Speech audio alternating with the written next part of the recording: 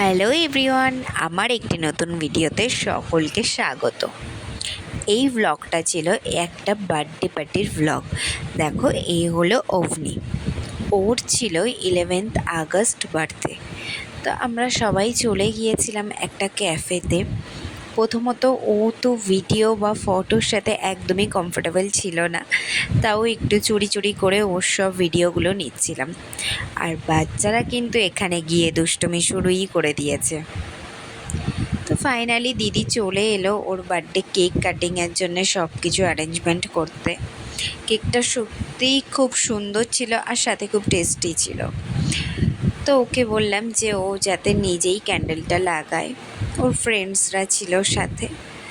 ব্যাস এইভাবেই আর কি কাটিয়ে দিলাম একটা সুন্দর সন্ধে সবার সাথে মজা করে। বাই।